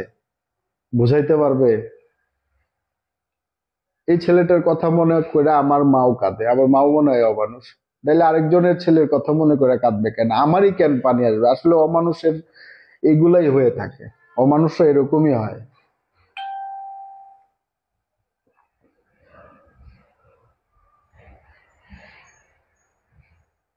আর অনেক কথাই বলে ফেলছি, অনেক কিছুই বলে ফেলছি। হ্যাঁ, এখন আপনারা অনেকে অনেক কমেন্ট করছেন, অনেক কিছু জানতে চেয়েছেন। আমি কোনো প্রফেশনাল কন্টেন্ট ক্রিয়েটর না, আমি এই যে আপনাদের কমেন্ট ধরে ধরে উত্তর দিব, আমার পক্ষে সম্ভব না। অনেক কথাই বলছি, অনেক কথা হয়তো বা বলতে পারি নাই, বলি নাই। হ্যাঁ, অনেক কথা বলতে এখনো চাই না। তো সামনে যেহেতু, হ্যাঁ, যেহেতু সামনে এখন পর্যন্ত আমি এর মধ্যে একটা কথা বলি। আজকে আমাকে তনির একজন লয়ার এর আগেও আমার ফোন দিছিলেন, যিনি আমাকে ভাই ডাকছে, যিনি আমাকে বলছে যে আমি আপনার বোনের মতো, আমি সব দায়িত্ব নিলাম। হ্যাঁ, আপনার আপনার সাথে সানবির যে সম্পর্কটা, যে রিলেশনটা আগে ছিল আপনার সাথে, আপনার পরিবারের সাথে, সবটা আমি স্বাভাবিক করে দিব। তখন আমি বলছিলাম যে আপনি একটু চেষ্টা করে দেখেন, কারণ আমি যেন এটা করতে পারি। হ্যাঁ, এই সানবির সাথে যেন আমার যোগাযোগটা যেন আমার কন্টিনিউ থাকে, এবং আগে যেভাবে ছিল ওইভাবে থাকলেই আমার সবকিছু আমার হয়ে গেল। এবং আমি বলছিলাম যে দেখেন, সে এইটাও করছে, আবার এই আমার পরিবারের নামে অনেক মিথ্যা কথাও বলছে। তো আপনি কাইন্ডলি তনিকে বলবেন, কারণ মানুষ তো আমাকে খারাপ বলতেছে, আপনি একটু কাইন্ডলি তনিকে বলবেন যে কোনো একটা সময় এসে সে যেন ফেসবুকে লাইভে এসে সরি বলে দেয়। তো তখন ওই লয়ার আমার সানভির সাথে কথা বলায় দিছে। তো কথা বলায় দেওয়ার পরে ওই লয়ারের মাধ্যমে সানভি কথা বলে তারপরে যেমন ছিল ওইভাবেই আছে ইভেন। আর টনি বলছে যে আচ্ছা ঠিক আছে, আমি তো এখন লন্ডন থেকে আসছি, খুব টায়ার্ড, তারপর আমি আপনাকে করে দিব। তো উনি আবার আজকে, তারপর তার মানে টনি বলে নাই, সরি বলে নাই। তো উনি আজকে আবার আমাকে বললো যে ভাই আপনি লাইভে গেলেন, এত কথা বললেন, আপনি আমাকে জিজ্ঞেস না করে কেন গেলেন? আমি তো বলছিলাম যে আমি টনির সাথে বললাম, আপনি এর আগেই পারেন নাই, এখনো পারবেন না, তাই আমি আমার মতো করে গেছি। কারণ সবকিছুর পরে আমি আপনাকে বলছিলাম, তারপরে আমি আপনাকে অনেকগুলা কথা বলছি, আপনি কিন্তু আমার সেই প্রশ্নের উত্তর আপনি আমাকে দেন নাই। সেই প্রশ্নের উত্তরগুলা কিন্তু আপনি আমাকে দেন নাই। ইভেন আমি টনিকে অনেকবার বলছি, মেসেঞ্জারে নক করছি, হ্যাঁ, সে আমার কোনো প্রশ্নের উত্তর দেয় নাই, কোনো প্রশ্নের উত্তর দেয় নাই। তো আমি প্রশ্নের উত্তরগুলা চাওয়ার জন্য, আমার কি প্রবলেম আমি এটা মানে জানার জন্যই আমি গতকালকে লাইভে আসছিলাম ফার্স্ট। আইসা আমি আমার মেয়ের সাথে আমি দেখা করতে চাইছিলাম, এবং এত বছর আমি মানে তনির বাসার নিচে যাই মেয়েটার সাথে দেখা করে আসছি, তারপরে আমি তারে দিয়ে আসছি। গত 2 বছর আগে সানভীর জন্মদিনে, এই জন্মদিনের আগের এই বছর জন্মদিনের আগের বছর জন্মদিনে আমি ঢাকায় যাই, যাই সানভীকে বাসা থেকে পিক করি। পিক করে উত্তরাতে যায় আহ, একটা শপ থেকে আমরা কেক নেই, আমি আদিল কেক নিয়ে 300 ফিটে যায় কেক কাটি। কাইটা আমার মেয়েকে নিয়ে একটা ভালো একটা সময় পার করে আমি তাকে বাসায় পৌঁছায় দিয়ে আসি। তো এতদিন প্রবলেম হয় নাই, এখন আমার কেন পুলিশ প্লাজায় যায় আমার সানভির সাথে দেখা করতে হবে? এটার কারণটা কি? এই কারণের সদুত্তর আমি পাই নাই। এটা আমি সানভির কাছেও পাই নাই। হ্যাঁ, এবং সানভি আমাকে উত্তর দিচ্ছে যে আমি যে তোমার সাথে দেখা করতে চাইছি এটাই তো তোমার সৌভাগ্য। তুমি যদি ভাইরাল হও তাহলে তো আমি আমার আমার জীবন থেকে তোমাকে মুছে ফেলবো। একটা মেয়ে এই একটা এই ধরনের একটা বাচ্চা, একটা শিশু কখনো কেউ শিখায় না দিলে এই ধরনের কথা বলতে পারে না। সে ইংলিশ মিডিয়ামে পড়ুক আর এই যে মিডিয়ামই পড়ুক, বাংলা মিডিয়ামে পড়ুক, ইংলিশ মিডিয়ামে, যেভাবেই পড়ুক, কারণ কোনো প্রতিষ্ঠান, কোনো শিক্ষা প্রতিষ্ঠান সব বাচ্চাদেরকে, শিক্ষার্থীদেরকে কুশিক্ষা দেয় না, তারা সুশিক্ষায় শিক্ষিত করে বিদ্যালয় থেকে অন্য জায়গায় যাওয়ার জন্য প্রিপেয়ার করে। আর আপনারা বলতেছেন, অনেকেই অনেক কথাই আমারে বলতেছেন, বলতে থাকেন, কারণ আমি এরকম কোনো ফিগার না যে আমার প্রেস্টিজ চলে যাবে, এই ধরনের কোনো ইয়া না। হ্যাঁ, যে এরকম কোনো কিছু না, বাট যে ধরনের কোয়েশ্চেন আমার কাছে, মানে যে ধরনের কথাটা বললো, সেই কথাটা আপনাদের কাছেই আমি এটার উত্তরটা জানতে চাই। আপনাদের কাছেই ছেড়ে দিলাম, আর আল্লাহর কাছে ছেড়ে দিলাম। হ্যাঁ, আপনারা তো আমার সাথে গতকালকে থেকেই মানে আহ, কথা হইছে, নাহলে এত মানুষের সাথে আমার কথা হয় নাই। আপনারা আপনাদের হাত ধরেই হয়তোবা সানবি একদিন, আল্লাহ আপনাদের উছিলা বানাই হয়তোবা আপনাদের হাত ধরেই সানবিকে আমার কাছে পাঠায় দিবে। আপনারা এদের হাত ধরেই হয়তো আমি সানবিকে আমার কাছে নিয়ে আসতে পারবো। তো অনেক কথাই বলছি, আর কি বলবো, আর কিছু বলার আমার নাই। আপনাদের সহযোগিতা চাই, আপনাদের সাপোর্ট চাই। আমি খুব সাধারণ ফ্যামিলির একটা মানুষ, আমার মা বাবা খুব সহজ সরল মানুষ। আমি নিজে কখনো কোনোদিন কোনো ধরনের ঝামেলায়, কোনো ধরনের ক্রাইমের সাথে জড়িত হই নাই, আমার মা বাবাও না। তো অনেক কথাই আপনাদের মাধ্যমে, যে যারা কন্টেন্ট ক্রিয়েটর আছেন তাদের মাধ্যমে অনেক কথাই জানতে পারছি, যে সে আহ, সাদাত রহমানকে বিয়ের করার সময় সে তার কাবিননামায় লেখছে কুমারী। এই কথাগুলো আমি ওইভাবে জানতে পারছি। আমি জানতে পারছি যে বিয়ের 20 দিন পর অথবা 15 দিন পর কিভাবে কি হয়েছে, এগুলো জানতে পারছি। তো এটা হয়তোবা হইতে পারে, যেহেতু আহ, সে সেকেন্ড ম্যারেজ করছে, তো একসাথে ছিল, এটা অনেক কিছু হইতে পারে, এটা আল্লাহ জানে, তারা জানে, সাদাত রহমান জানে। বাট সারফারাজকে কোনো ব্লেম দিয়েন না, সে ছোট মানুষ। হ্যাঁ, শিশু, সে এখনো ফেরেশতার সমতুল্য, তারে কোনো ধরনের ব্লেম দিয়েন না। ছেলেটাকে বাঁচতে দেন, ভালো থাকতে দেন, একটা ভালো মানুষ হইতে দেন। হ্যাঁ, ওদের জীবনটা এভাবে গড়তে যায়, আপনারা কেউ বাধা হয়ে দাঁড়ায়েন না। আপনাদের কাছে কোনো লাভ আছে কি বলেন? আপনারা একজনকে খারাপ বললেন, এই খারাপ বলাতে তো আপনাদের কোনো লাভ হয়ে যাবে না, আপনাদের ক্ষতিও হয়ে যাবে না। তো শুধু শুধু কেন আপনারা বলতে যাবেন একটা মানুষকে খারাপ? একটা মানুষকে শুধু শুধু খারাপ বলার কোনো দরকার নাই। আপনারা কেন বলবেন খারাপ? বলার তো কোনো প্রয়োজন নাই। এখন আপনারা যে ধরনের মানে প্রশ্ন আমাকে করতেছেন, তো আসলে অনেক প্রশ্নের উত্তর, এত প্রশ্নের উত্তর আমি দিতে গেলে তো অনেক সময়ের ব্যাপার। হ্যাঁ, আপনাদের সকল প্রশ্নের জবাব হয়তোবা অনেক কোনো একটা সময় দিব, এবং অনেক প্রশ্নের উত্তর আমি না দিতেই আপনারা পেয়ে যাবেন। হ্যাঁ, অনেক কথাই তো আপনারা জেনে গেছেন, অনেক কথাই মানে জানছেন, আমার মাধ্যমে জানছেন। হ্যাঁ, আমি বলছি, অথবা এই আপনি জানছেন যে এই এই কন্টেন্ট ক্রিয়েটরদের মাধ্যমে অনেক কথাই আপনারা মানে জানতে পারছেন। তো অনেক কিছুই আপনাদের সামনে নিয়ে আসছে, আমার নিয়ে আসতে হয় নাই, আমি এগুলা মানে করি নাই, আমি এগুলা বলি নাই।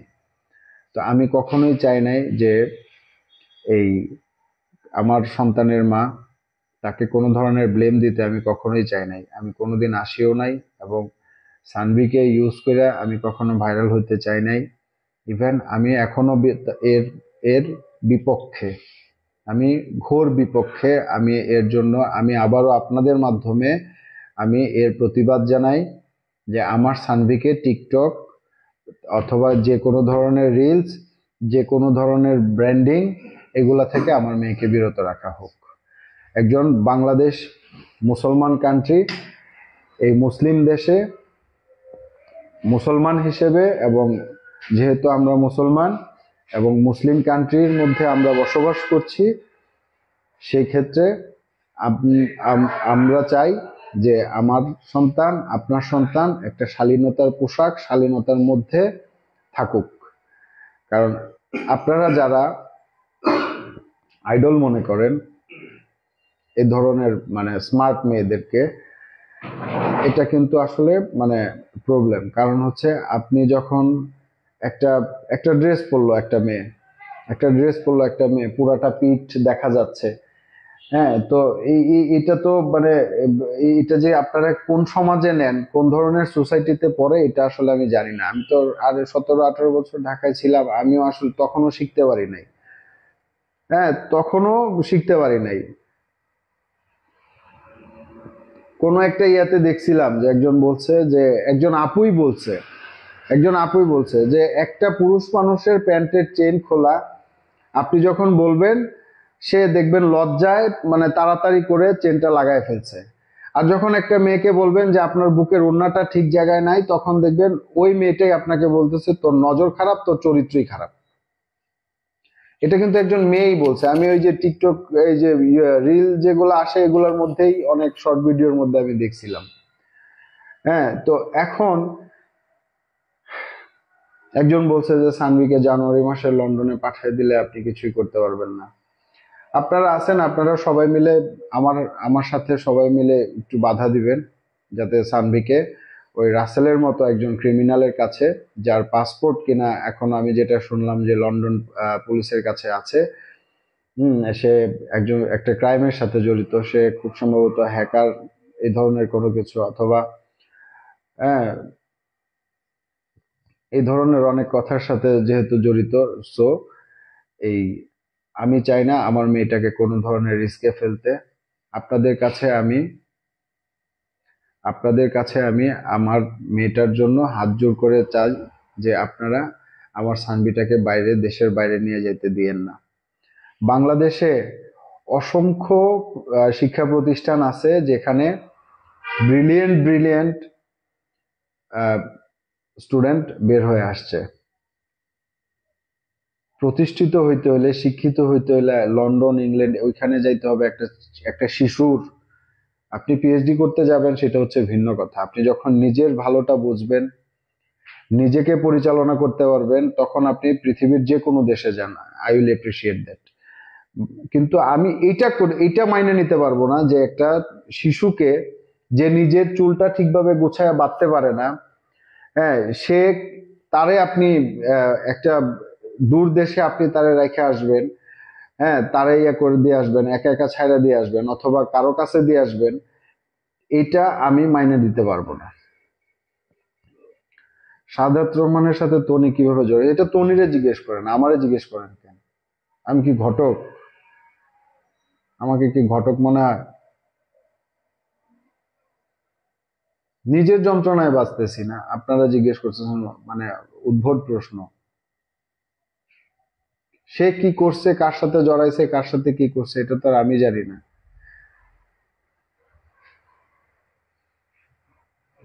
আপনাদের প্রশ্ন থাকলে তারে জিজ্ঞেস করেন, আমারে জিজ্ঞেস করেন না। তার সম্পর্কে কোনো কিছু জানতে হলে আপনারা তারে জিজ্ঞেস করেন, তারে কেন জিজ্ঞেস করেন না? আমাকে জানতে চাচ্ছেন কেন? আমি তো এগুলো উত্তর দিতে আসি না এখানে। আমি আছি আমার যন্ত্রণায়।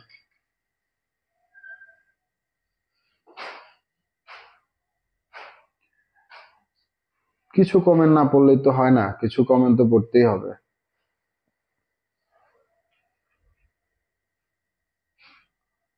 কিছু কমেন্ট পড়তেই হবে।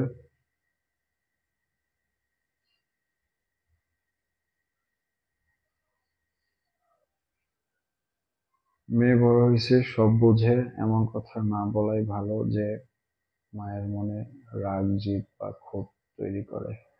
আসলে এমন কোনো কথাই আমি বলি নাই যার কারণে যে রাগ জিদ। এখন যদি আমি বলি যে আপনি শর্ট কাপড় পরেন না, এতে যদি আপনি রেগে যান, আমার তো আমার দায়িত্বটা পালন করতে হবে, নাহলে আল্লাহর কাছে কি জবাব দেব? একজন সন্তান উলঙ্গ হয়ে চলবে, একজন সন্তান বিপথে চলবে, হাসরের মাঠে এর জবাবদিহিতা আপনার। আপনি তখন যে আপনার বাবার নামে, আপনার মায়ের নামে ব্লেম করবেন যে আমি না বুঝি নাই, আমার মা বাপ কি বুঝে নাই, আল্লাহ তুমি জিগাওয়ারে। আপনি কোরআন শিক্ষায় শিক্ষিত হন নাই, এটা আপনার প্রবলেম। এখন মনে হচ্ছে আপনি কোরআন হাদিস ঘাটেন, আমি তো কোনো আলেম না, আমি কোনো মুফাসসির না, আমি আমি কোনো ইয়া না। আপনি জিজ্ঞেস করে দেখতে পারেন, অথবা আপনারা যদি এখানে কোনো আলেম থাকেন, যদি কোনো মুফাসসির থাকেন, আপনারা বলেন আমি আপনার সন্তানকে কোরআন শিক্ষা দেই নাই, আমি অথবা আমি দেওয়ার প্রয়োজন মনে করি নাই। হাসরের ময়দানে সে বলবে যে আমি পারি নাই, আমি শিখি নাই, আমার বাপ কি করছে, আমার বাপ তো আমারে পিটাইলো না কেন, আমার বাপ কেন আমারে শিখাইলো না, কেন জোর করে শিখাইলো না, আল্লাহ এর দায়ভার তো তার। হাসরের মাঠে যে এই ধরনের আলতু ফালতু কথা আল্লাহ মাইনে নিবে না, তখন শুধু বাটাম হবে। আল্লাহ কিন্তু শুধু বাটাম দিবে। কারণ আপনাকে যথেষ্ট জ্ঞান বুদ্ধি দিয়ে আল্লাহ পৃথিবীতে পাঠাইছে। হিয়াকে নিয়ে বলেন, হিয়াকে নিয়ে আমি কি বলবো? সে আমার বোন, বোনের মতো। তনির সাথে সম্পর্ক নাই, না থাকতে পারে। তার বাবারে বাবা ডাকছি, তার মারে মা ডাকছি। অলয় আমার ছোট ভাইয়ের মতো, নোয়া আমার ছোট বোনের মতো, হিয়াও আমার বোনের মতো। আর কিছু জানার আছে? আর কিছু জানার নেই।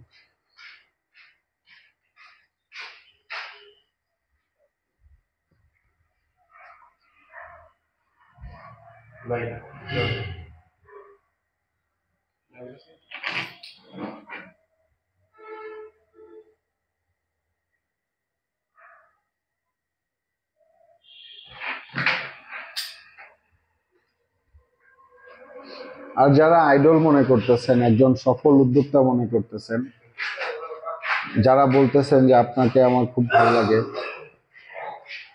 আপনার যারা এই কথাগুলো বলতেছেন, আপনারা কি এই ধরনের পোশাক পরা তারপর বলেন? এর পিছনে আমি এই ধরনের কমেন্টের পিছনে, এই ধরনের যারা এই ধরনের এপ্রিসিয়েট করে, এটার পিছনে আমিও একটা লজিক খুঁজে বের করছি, আপনাদেরকে বলি। সেটা হচ্ছে গ্রামে অথবা যে কোনো জায়গায় দেখবেন যে দুটা লোক অথবা দুটা ছেলে অথবা দুটা মেয়ে মারামারি করতেছে। কিছু মানুষ আছে, ইস তোরে এমনে মারলো, মানে কি করলো, জিত তোলায় দিল, তুই আর একটু মার। 10 জন মানুষ একসাথে মজা নিচ্ছে, একজন আসবে যে আয়সা এদের ঝগড়াটা থামানোর চেষ্টা করবে। আর যখন বললো ইস তোরে এমনি মারলো, সে ভাবতেছে কি জানেন? সে ভাবতেছে এই লোকটা আমার পক্ষে, আমারে মারছে, তার সহ্য হয় নাই। কিন্তু সে একবারও চিন্তা করে না যে ইস আমার এমনি মারলো, তুই তো এসে একবারও আটকাইলি না যে ঝগড়া করা ভালো না, ঝগড়া করো না, এই কথা তো বললি না। একজন আসে, 10 জনের মধ্যে একজন আসে। তো আপনারা এই ধরনের কমেন্ট করেন, আপু আপনি আরো উলঙ্গ হন, আপনি আমাদের আইডল। আপনি একদিন উলঙ্গ হয়ে আইসা দেখান যে আপু আমি আপনারে দেখে আমি উলঙ্গ হয়েছি, আমিও আমার মা বাপ ছাইড়া দিছি, জামাই ছাড়ছি, আমি উলঙ্গ হয়েছি, এখন আমি আপনার আমি আপনার উত্তরসূরি হয়েছি, চলেন দুই বোন মিলে একসাথে হাঁটি। আসেন কেউ? আসেন, আমি এখন পর্যন্ত দেখি নাই। আপনারা, আমি তো এত লাইভ টাইপ দেখতাম না তনির, আপনারা দেখছেন কিনা আমি জানি না, আমি দেখি নাই।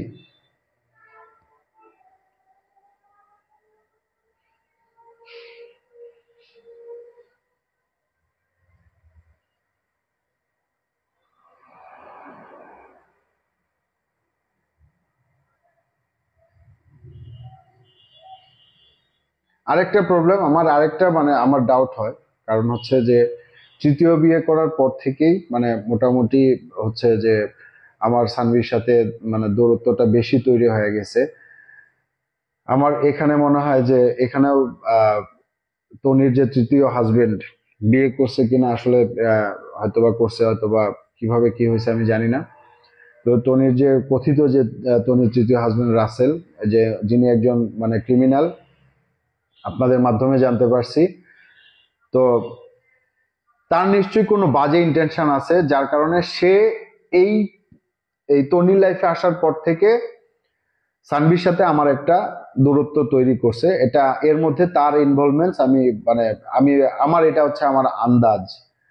বাকিটা আপনারা এখানে যারা জার্নালিস্ট আছেন, যারা আহ, আছেন, আপনারা একটু মানে এটা একটু ঘাটিয়ে দেখবেন, কারণ আমি তো এরকম না। তনিরে দেখতাম লাইভে বসে বসে খায় আর বলে আমার এক্স শ্বশুর বাড়ি থেকে খাবার আসছে। সানভি অনেক, আমার আম্মার হাতের রান্না সানভি খুব পছন্দ করে। সানভির পছন্দের খাবারগুলা অনেক সময় যখন সানভি যাইতো তখন আহ আম্মা রান্না করে দিত, এগুলা নিয়ে যেত। তনি স্টাডি কতটুকু সেটা তনিরে জিজ্ঞেস করেন, আমি তো মূর্খ, আমি বলতে পারবো না ভাই। এই যে আপনারা বললেন একজন, হ্যাঁ রাসিদানা বললেন যে আহ, রাসেল হচ্ছে একজন প্রফেশনাল মানে ক্রাইম করে উনি। সানভি বড় হয়ে এই ভিডিও দেখে আফসোস করবে, তখন নিজেকে ভাগ্যবতী মনে করবে এবং সে আফসোস করবে এমন বাবার আদর হারালো। না, আদর হারাই নাই, আমি সানভিকে যথেষ্ট ভালোবাসি, যথেষ্ট আদর করি। আর হচ্ছে আমার সানভিটা খুব লাজুক স্বভাবের ছিল, খুব ভদ্র ছিল এবং খুব আহ সাদামাটা একটা নিরহংকার একটা মেয়ে আমার সানভি। ছোটবেলা থেকেই তার কোনো এক্সট্রা ডিমান্ড ছিল না। সে কখনো বাসায় যদি ধরেন ঢাকায় যখন থাকতাম, ধরেন বাসায় এসে ভাত খেয়ে ধরেন বেরোইছে আমার সাথে, ম্যাক্সিমাম টাইম তো আহ, আমার সাথেই থাকতো। আমি খাওয়াইতাম, আমি গোসল করাইতাম, আমি ঘুম পাড়াইতাম, আমি সবকিছু করাইতাম তার। তো তখন আমি জিজ্ঞেস করতাম যে সানভি তুমি কিছু খাবা। একবার একটা ঘটনা মনে করছে সানভিরে নিয়ে আমি বলি। সানভি আহ ওর মার জন্য কাঁদতেছিল, তো ওর মা নাই। তখন আমি বললাম যে চলো বাবা আমরা রিক্সা দিয়ে ঘুরি। তো উত্তরাতে আমরা রিক্সা দিয়ে ঘুরতেছি, তো ওর মনটা ভালো করার জন্য, বাচ্চারা তো আপনার চিপস আইসক্রিম চকলেট এগুলা পছন্দ করে, ওর মন ভালো করার জন্য আমি বলতেছিলাম বাবা তুমি চিপস খাবা। সে সবগুলাই না করতেছে এবং বলতেছে আমি তো মাত্র ভাত খাই আসছি বাবা, আমি কেন খাবো। 3 বছরের বাচ্চা তখন সানভি। ওই রিক্সা ড্রাইভার মামা বলতেছে যে আমার নিজেরও তো সন্তান আছে, অনেক অনেক সন্তানই তো রিক্সায় উঠে, মা বাবা নিয়ে উঠে, আপনার সন্তানের মতো সন্তান বাবা আমি দেখি নাই। যে আপনি এত কিছু বললেন, এই 1-1.5 ঘন্টা রিক্সা দিয়ে ঘুরলেন, এত কিছু বললেন, মেয়েটা কিচ্ছু খাইতে চাইলো না, এমন এমন মেয়ে তো আমি দেখি নাই। কেমনে দেখবেন, ও তো আল্লাহ ওরে লক্ষ্মী করে পাঠাইছে আমার এখানে।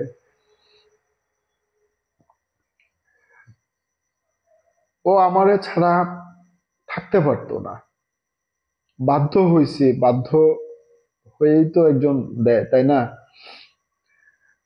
মানুষ তো বাধ্য হয়েই তার অপ্রিয় কাজগুলা করতে হয়, মানুষ করে। এখন অনেকে বলতে পারেন আপনারা কেন মামলা করলেন না, কেন মামলায় গেলেন না, অনেক কথাই বলতে পারেন। আমি কখনো চাই নাই যে আমার সানভিটা আদালতের কাঠগড়ায় যায় একজন দাঁড়ায়া বিভিন্ন প্রশ্নের সম্মুখীন হোক। পুলিশ দেখলে তো বাচ্চারা এমনিতেই ভয় পায়। এখন সোশ্যাল মিডিয়ার জগৎ, অনেক জায়গায় মারামারি হয়, পুলিশ মারতেছে, পুলিশকে মারতেছে, অনেক ধরনের ঘটনা ঘটে না, বাচ্চারা তো এমনি ভয় পায়। আমি কখনো চাই নাই যে আদালতের বারান্দায় নিয়ে আমার মেয়েটাকে নিয়ে দাঁড়াইতে, এই জন্য আমি চাই নাই। আমার উপর যে নোংরা অভিযোগটা দিছে, এটা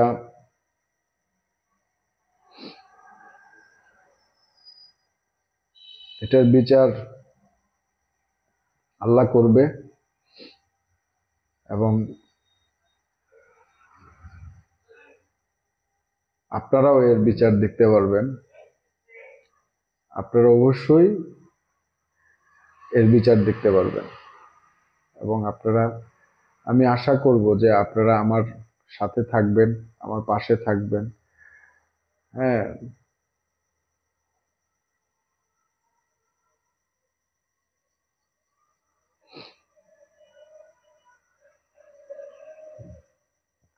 আপনারা জানেন আমার সানভির জন্য আমার মাটা কাঁদতে কাঁদতে ওনার চোখে গ্লুকোমা হয়ে গেছে। আমার মায়ের আমার মায়ের আমার আরো 2 মেয়ে, আমার ছোট বোনের 2 মেয়ে, 4টা নাতি ঘরে। হ্যাঁ, 4টা নাতি ঘরে থাকা অবস্থাতে আমার মা সানভির জন্য কাঁদতে কাঁদতে আমার মার চোখগুলাই নষ্ট করে ফেলছে। তো অনেক কথাই আসলে মানে বলে ফেলছি, অনেক অনেক কথাই বলছি, অনেক অপবাদ আপনাদের কাছ থেকে আমি মাথায় নিয়ে নিয়েছি।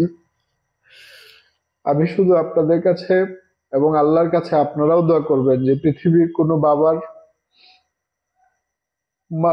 বাবার শরীরে যেন এই ধরনের কলঙ্কের দাগ যেন না লাগে, এমন কলঙ্ক যেন কোনো বাবার শরীরে এসে না পড়ে। এটা আপনাদের কাছে আমার অনুরোধ থাকবে, আপনারা আল্লাহর কাছে দোয়া করবেন। যারা হিন্দু ধর্মে আছেন আপনার ভগবানের কাছে বললেন যে আমারে নিয়ে যাইও দুনিয়া থেকে, কিন্তু এমন বাবা আমারে বানায়ও না যেখানে বাবা সন্তানের প্রশ্নের সম্মুখীন হইতে হয়, চরিত্রের সম্মুখীন হইতে হয়, পবিত্র সম্পর্ক অপবিত্র করার কথা উঠে। এই ধরনের কথা যে উঠার আগে যেন আল্লাহ আমাদের এরকম বাবাদেরকে উঠতে যায়, এই দোয়াটা করবেন আল্লাহর কাছে। এটা আপনারা করবেন, এই দোয়াটা করবেন। আমি এত বছর নিরাপদেই ছিলাম, এই কি বলি, নীরবেই ছিলাম, আমি কখনো তো মানে ইয়ে করি নাই।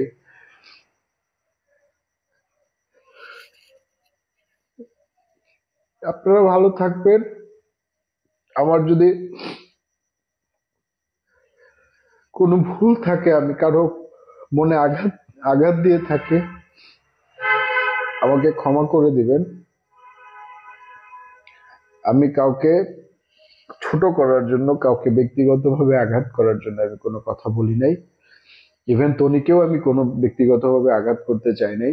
তবে তনি, তুমি সানভিকে জড়ায় আমার বাবা মেয়ের সম্পর্কের মধ্যে যে পোস্ট করছো, তুমি যদি একজন ভালো মানুষ হয়ে থাকো, যদি ভালো মা হয়ে থাকো, আমি বলবো যে তুমি আবারও সরি বলো। সরি বইলা তুমি তোমার মতো করে থাকো, আমাকে আমার মতো করে থাকতে দাও। আমার মেয়েটার সাথে আমার একটা ভালো সম্পর্ক, সেই সম্পর্কটা মেয়েটাকে বাবার আদর থেকে যেভাবে বঞ্চিত করতেছো, এটা করো না, এটা করো না। কারণ এতগুলা মানুষের জীবন নষ্ট করার অধিকার তোমাকে কেউ দেয় নাই। এই অধিকার তোমার নাই, এই রাইট তোমার নাই। আমি খুবই খারাপ মানুষ, আমি খুব আনস্মার্ট একটা মানুষ, আমার মধ্যে কোনো স্মার্টনেস নাই, আমি অশিক্ষিত, মূর্খ, গেয়, ভূত। বাট এইটুকু বুঝি, কারো জীবন নষ্ট করার রাইট আমার নাই। আমি এই রাইটটা রাখি না, কারো জীবন নষ্ট করতে পারবো না। সেটা আমার সন্তান হোক, আপনার সন্তান হোক, আপনার ভাই হোক, আপনার প্রতিবেশী হোক, যেই হোক। এবং আপনাদের কাছে বলি, শুধুমাত্র সানবির কথা বলে গেলে তো সেলফিশ বাবা হয়ে গেলাম না। আমি আবারও বলছি, আবারও বলতেছি আপনাদের কাছে, সারফরাজের জন্য আমি জোর হাত করে বলতেছি আপনাদের কাছে, এই ছেলেটাকে কোনো ব্লেম দিয়ে না। ও বাবা ডাকার মতো একটা মানুষ নাই, বুঝছেন? বাবা বললে যে মাথার মধ্যে হাতটা দিয়ে রাখবে, ওই মানুষটা এই ছেলেটার নাই, মা থাইকাও নাই। কারণ আমি একটা বাসার দারোয়ান, এবং সানভি আমারে বলছে, অনেক কথাই তো বলছে, রাতের পর রাত, হ্যাঁ তনি বাসায় আসে না, 2টা 2:30 পর্যন্ত, দিনের 2টা 2:30 পর্যন্ত ঘুমায়, তাহলে সে সন্তানকে আদর করবে কখন? তাহলে সে কারো আদরই পায় না। তো আপনারা ভালো থাকবেন, সুন্দর থাকবেন। আপনাদের জীবনে এই ধরনের মানুষ না আসুক, এই ধরনের কলঙ্ক না আসুক, আমি এই দোয়া করব। আমার জন্য দোয়া করবেন, আমার পাশে থাকবেন, আমার সানবিটাকে যেন আমি আমার কাছে রাখতে পারি।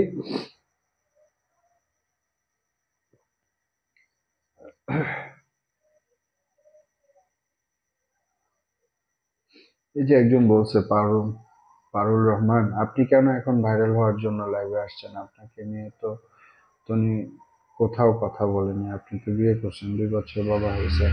আমি 2 বাচ্চার বাবা না, আমি 3 বাচ্চার বাবা। আর আমাকে নিয়ে অসংখ্য কথা টনি লাইভে বলছে, আমি তখন বলি নাই। ঠিক আছে, আপনি একটা বাচ্চা মাইনাস করতে পারেন, আমি মাইনাস করতে পারবো না। হ্যাঁ, আমি সানভীর জন্মদাতা বাবা। তো আপনারা ভালো থাকবেন, সুন্দর থাকবেন। আসসালামু আলাইকুম। আবারও আপনাদের কাছে শুভরাত্রি। আপনাদের রাতটা ভালো থাকুক, আপনারা সবসময় ভালো থাকেন, এবং আপনাদের সন্তানরা ভালো থাকুক।